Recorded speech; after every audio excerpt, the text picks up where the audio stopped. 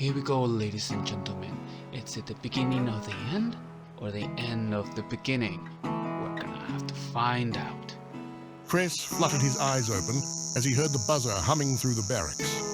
Slowly, he rose up out of his sleeping pond as the others around him did the same. The Crusticans dripped off for a moment and turned, walking forward through the barracks. Soon they were out in the cafeteria, each getting into line with a tray. Many of them were twitching their mandibles as they tried to wake up. It never seemed like they got enough sleep anymore. It had been rather busy since the war had begun.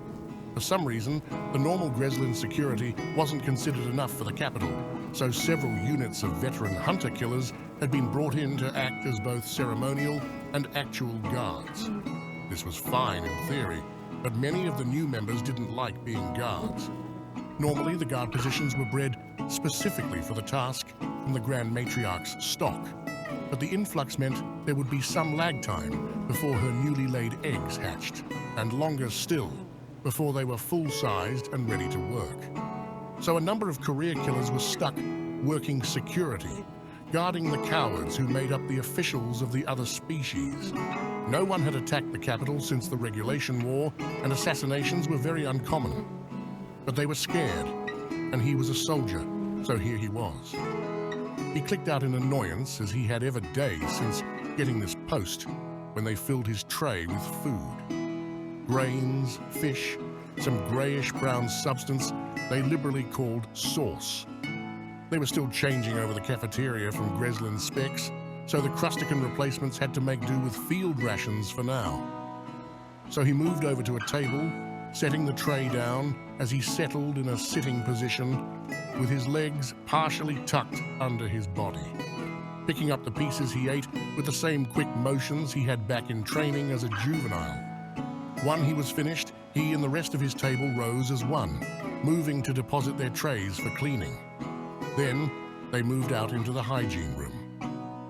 Krez was next to Vec this morning, so they took turns inspecting each other's back shell for any defects or discoloration in the hydrating mucus.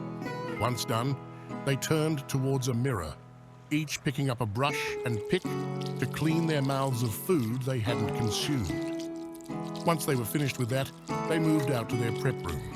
They opened their lockers as each pulled on a combat harness. They were supposed to have those fancy ones like the rest of the ceremonial guard, but instead, they just had standard black mesh. Shield emitter, stunner, short-range hand beamer, some energy packs, a set of energy restraints, and of course, their targeting computers. They checked each piece as they tucked it into their black mesh harnesses, and then, when they were finished, they closed their lockers and walked through the blank beige halls that made up the service corridors of the capital. Soon, they reached a junction, various teams splitting up to go to their assigned sectors. Krez and 5 others moved along their path, soon ascending a set of stairs to reach the small security office overseeing one of the building entrances. The dignitaries had all gone through on this shift, so this was the actual ceremonial guard. Their shiny silver-white harnesses, top-of-the-line equipment, perfectly conditioned shells. Krez hated them. They always acted so superior, and he knew many of them boasted about getting to court one of the younger matriarchs for the possibility of breeding rights. So unfair. Krez knew that unless all other viable males suddenly died, he'd never be allowed to breed. We did all the hard stuff for you already. Just try not to burn the building down while we're gone. One of the other guards said, as the others chittered in amusement. Krez and his brothers clicked in annoyance, but quickly replaced the guards. Krez checked the weapons locker and noted all the heavier energy weapons were still in place. He stepped out of the office into the main station, near the weapons scanner. The other 5 stayed in the office, but he liked being out in the corridor better. They'd left one of the vid screens open to the summit, going on not far from his position. He watched as one of the Greslin superintendents stood before the assembled officials. Which is why we need a unified effort against these humans. They openly defy all conventional methods of warfare. If we don't present them a single force, they'll take us apart piece by piece. The Kitians are already showing their cowardly nature by surrendering several systems without a fight. The Kitian ambassador gulped and stood up. The greatest fleet you've ever assembled was destroyed in a single action against them. What hope do we have? Then he sat back down. There was a murmur spreading throughout the officials. Of course, the Greslin's stance didn't change since he was in an exosuit, but Kress figured he wasn't too happy about that comment. It was a cowardly surprise attack, nothing more. They refuse to face us in a true battle because they know our dreadnoughts will annihilate their so-called supercarriers. But we have numbers on our sides. They can't be everywhere at once. But they have nuclear weapons. Another worried diplomat gasped out. There was a rumble from Matriarch Nicole, who was taking the place of the Grand Matriarch tonight. Apparently, the Grand Matriarch was ill, which was unusual. Might I remind you all that we have faced this threat firsthand, and this is why we know we must defeat them now. The vid screen switched over to images of the destroyed colony. Kress chittered nervously as he looked at them. It was unnerving to see the shadows that were etched into the stone. The twisted and melted structures. He knew they were choosing the absolute worst pictures to highlight how terrible it was. But he was confident that there wasn't any good pictures from a city that had been hit by nuclear weapons. These Americans have not only used these weapons against us, but they've used them against the race from which they descend. The UHG has confirmed that Americans have used these weapons before. This subspecies is incredibly dangerous. They must be dealt with now. There were rumors that even the founders couldn't push the other species to agree to war against all of humanity, so they had to settle for the American subspecies. Still, everything he'd seen made it seem like the UHG would be far more reasonable. Not only must we deal with the Americans, but the Libertonians who clearly provoked this war and likely influenced the Americans secretly beforehand. When this war is over, they shall not be allowed any autonomy. That drew more murmurs and surprise from the diplomats around the chamber. There was a click on his comm. Loading Bay 22 here. The Gerweldians have brought a statue. We're checking it in. Careful, Loading Bay 22. They might have hidden snacks inside. He heard someone reply, and there were clicks of mirth across the comm. Kress looked back at the screen. He wished he was out fighting the humans. He knew they had destroyed their colony in response to the raids, but he would be glad to serve his species gloriously in battle. He heard it was bad on Bastion. He should be out there with his brothers, not stuck here being bored and eating bad rations. Maybe he could get a forward posting by the end of the war. See if he could earn some glory accolades. It was a long shot, but maybe he could get courtship rights with a new breed matriarch. With any luck, his people would come out of this war stronger than ever. They'd used the first war with the Libertonians to advance their power considerably. This shouldn't be any different. He'd been watching the screen, but not paying attention, so he had to concentrate to figure out what was going on now. One of those strange reptiles who licked their own eyeballs was talking. What was their name again? Busmites or something like that? But the founders have not allowed any new member species even half of their own power. Clearly this war is an indicator that the founders must distribute power more evenly. Kress chittered a little as he heard the murmurs in the crowd. He was never fond of diplomats, but it irked him to see the other species use this war as a platform to gain power. It didn't occur to him that he was hoping his own species could do just that. The war must first be won, which is why we're undergoing massive restructuring to better assist the combat that rages today, said one of the Felas. They'd been fairly useless in this war. Their style of combat horribly easy for the Americans to defeat. So he knew they were looking for any way to start getting their honor back. Hey, one of the security observers outside just went offline. He heard one of his brothers say from the security room. Just turn off the feed and turn it back on. He called out. What did they expect? An attack on the Capitol building? Outrageous. It would take a massive fleet just to get this close. He looked back at the screen. Furthermore, even if we do develop FTL technology to allow us to get into American-controlled space, how do you propose we attack their colonies? Have you seen the planets they inhabit? None of our species could survive on any one of those for more than a few minutes. And that's if they had appropriate survival gear. Of course, Akitian was trying to defend their constant surrendering. The cowards just didn't want to fight.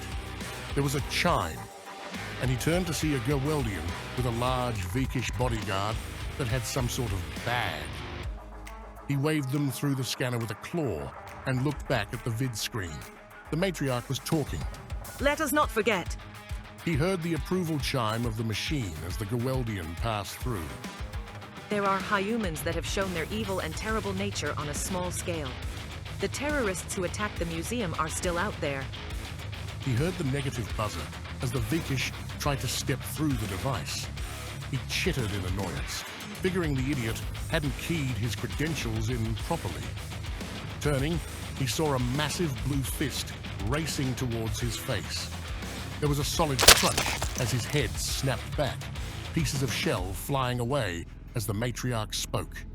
Even now the terrorist is out there. We must not forget the threat to our way of life that is... Billy Bob, space trucker. Billy Bob leaped over the counter, walking towards the security door. He kicked it off the hinges with the amplified strength the fake bork suit gave him. The bag was on the counter, open, and in his hands was item number 1. An AA-6 shotgun. The stunned crabs inside were all staring at him, their mandibles twitching in shock. Oh shit! One had time to say before he finally pulled the trigger. The specially crafted 6-gauge rounds had been designed with the increased strength of a power suit in mind. And oh, did it show. Billy Bob stood in the doorway as he slowly turned. The buckshot flying out into the room, shredding crab and console alike. The guards flying backwards as they were torn apart by the torrent of fire and metal that was spewing out of the muzzle of that weapon. Billy Bob was very well aware he didn't need to go so far with it, but he stood there, feeling the weapon lightly jerk in his hands as it went through round after a round, pulverizing the room and everything inside it. Finally, the drum was empty, and he stood there, grinning inside the suit as the bork face mimicked the motion. He could see sunlight sneaking through the holes in the walls of the office, even though they were inside the Capitol building itself.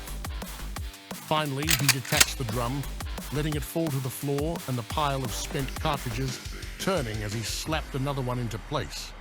Then he hopped back over the counter, zipped up the bag, and slung it over his shoulder before grinning down at the hamster.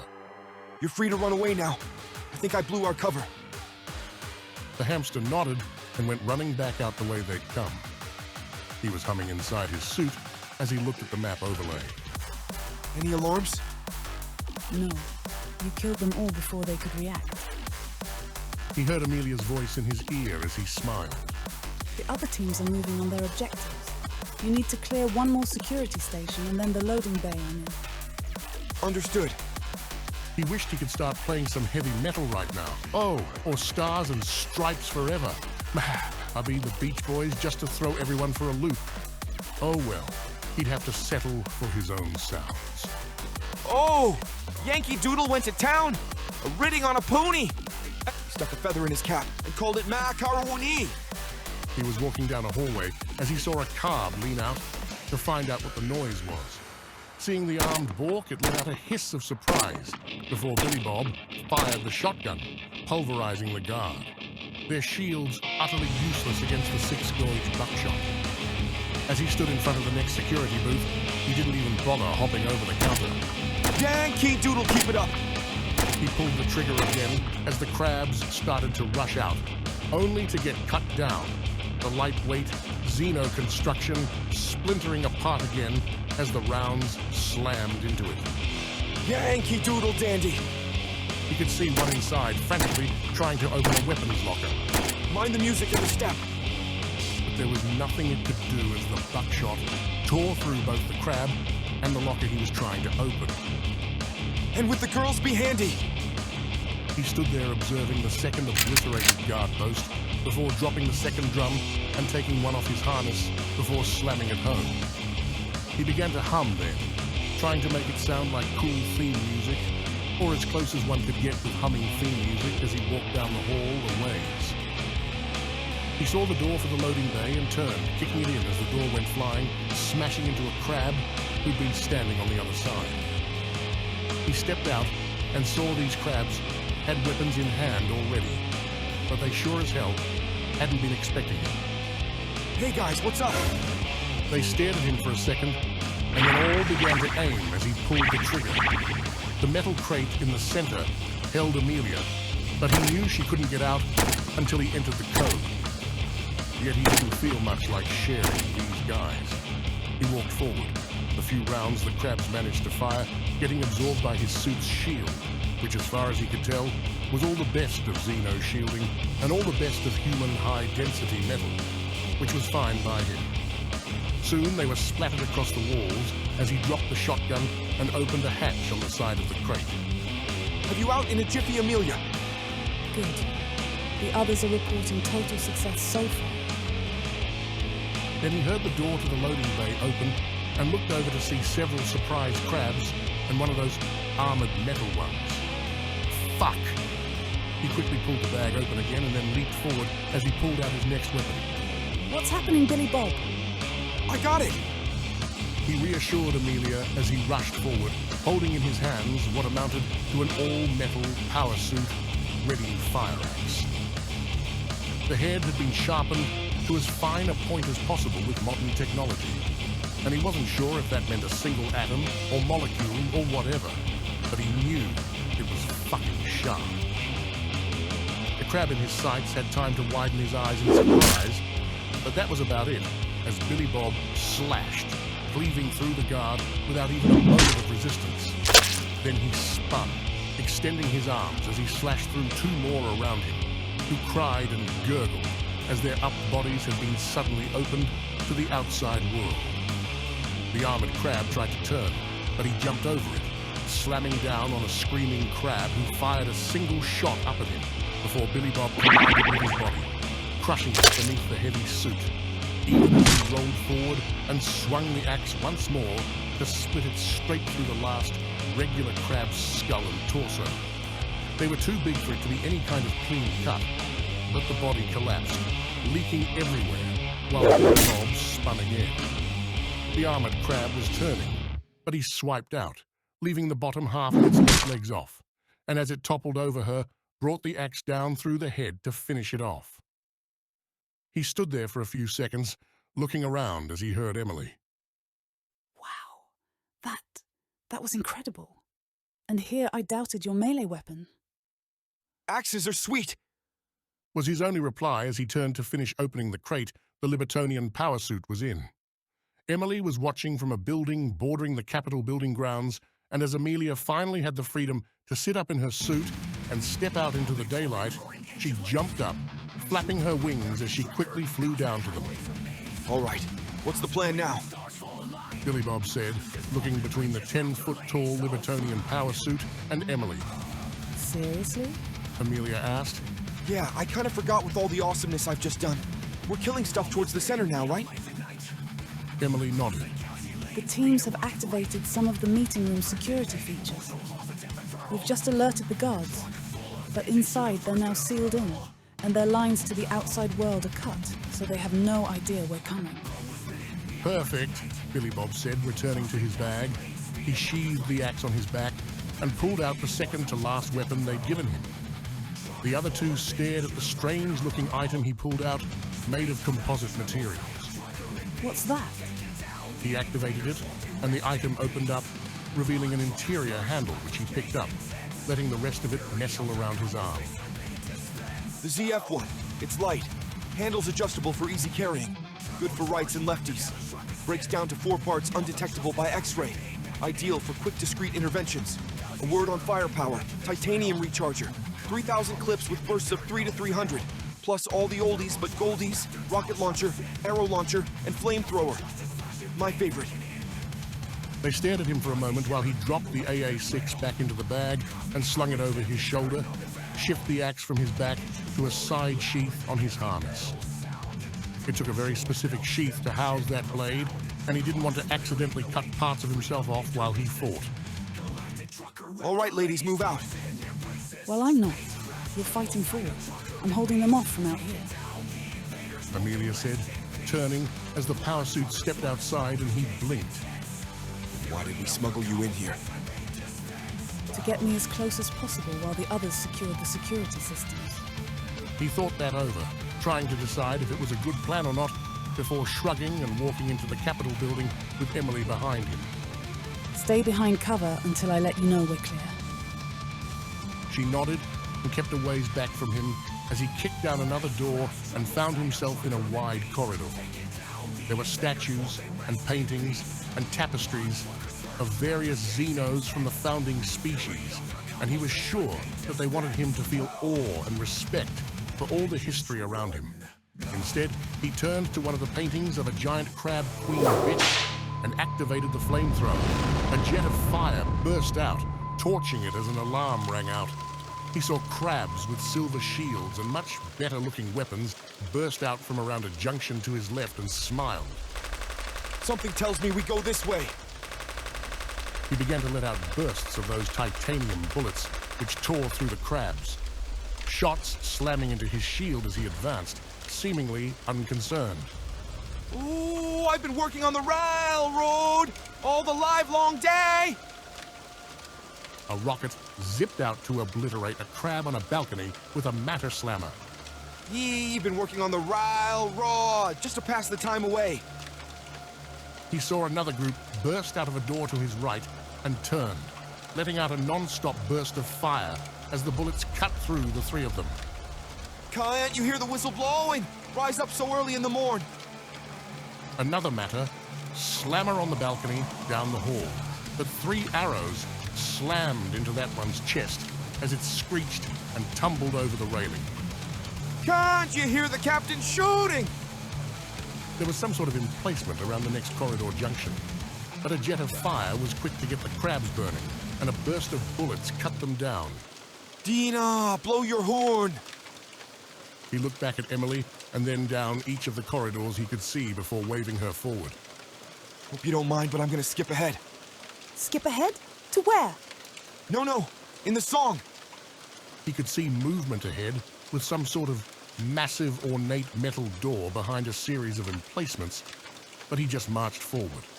Someone's in the kitchen with Dinah! Someone's in the kitchen, I know! A rocket streamed out from his gun, exploding one of the fixed guns he could see on a platform to the left side of the massive door. Someone's in the kitchen with Dinah! Someone's in the kitchen, I know! Whoa! He aimed to fire another rocket at the other side and heard a beep. Quickly, he triggered another blast of arrows, which peppered that platform, hissing out green smoke as the crabs coughed and sputtered, clutching their faces as they either died or passed out. He had no idea. Strumming on the old banjo, singing fee-fi, fiddly-I-O. More crabs were behind some heavier shielding, but he let out a steady burst of bullets, which made the shields flicker and fail before the crabs behind them were turned into shreds. Fee-fi, fiddly-I-O, fee-fi, fiddly-I-O. He saw another crab who frantically activated some sort of shielding in an alcove to the side. This barrier is immune to ballistics. It quickly shouted at him, raising a matter slammer while he just thumbed the flamethrower once more. And as the crabs screamed out, engulfed in flames, Billy Bob sang, Strumming on the old banjo.